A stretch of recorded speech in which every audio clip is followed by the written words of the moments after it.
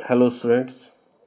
आज बेटा यूनिट 3 का हमारे पास से चैप्टर है मूविंग चार्ज एंड मैग्नेटिज्म।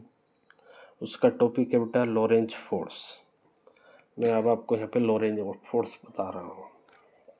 वो कहता है मेरे पास एक चार्ज पार्टिकल है जो इलेक्ट्रिक फील्ड और मैग्नेटिक फील्ड दोनों में, मेरे पास एक रीजन है इलेक्ट्रिक फील्ड और मैग्नेटिक फील्ड का, दोनों एक दूसरे के परपेंडिकुलर है।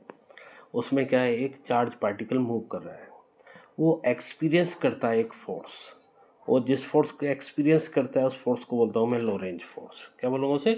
Lorentz force. ये इसकी जो वैल्यू है वो इलेक्ट्रिक फोर्स और मैग्नेटिक फोर्स दोनों के सम के बराबर होती है। चलिए बेटा इसे लिखते हैं। तो अंदर का let a charge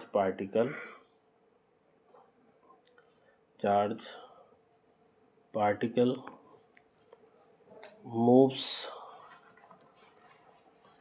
through a region क्या है? Electric and magnetic field. Experience a force of particle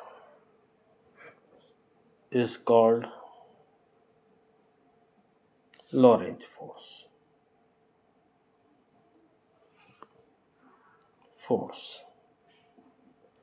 वो कहते हैं the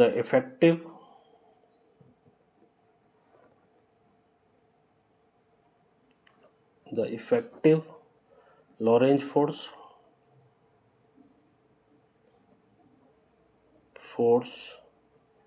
is made of TW2 parts of force। पहला है मेरे पास electric force comma electric force. किससे लिखूँ बेटा? एफ सफिक्स में ई। इलेक्ट्रिक फोर्स की वैल्यू मेरे पास electric force vector F is equal to, मेरे पास है क्यू वेक्टर ई। इसकी डायरेक्शन क्या होती है? इलेक्ट्रिक इंटेंसिटी की डायरेक्शन में होती है, क्योंकि मेरे पास equation first. And magnetic force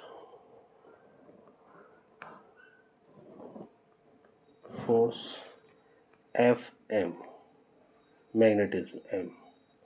मेरे पास आएगा यहाँ से वेक्टर एफ सफिक्स में M is equal to Q V velocity into magnetic field.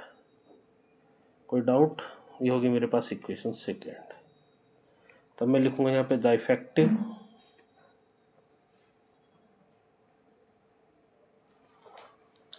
Lorentz force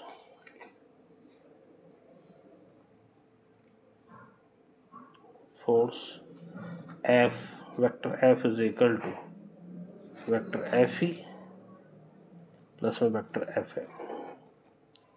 equation first और सेकंड से इनकी वैल्यू रखूंगा तो मेरे पास यहाँ से आएगा Q vector E plus Q bracket में vector E cross vector B cross में वेक्टर बी। मेरे पास यहाँ से क्यू कॉमन आ गया, यहाँ से आया मेरे पास vector E plus vector V cross vector B. ये किसकी वैल्यू? मेरे पास वेक्टर एफ की वैल्यू है। ठीक, ये क्या हो गया मेरे पास? Lorentz force. इससे मैंने ये ब्रैकेट में बंद कर दिया। ठीक, इसके बाद यहाँ पे मेरे पास electric field, the electric and magnetic field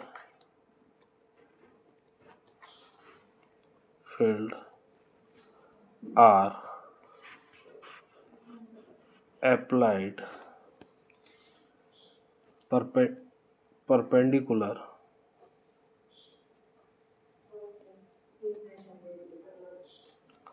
to each other। ठीक, कंप्लीट हुआ बेटा ये।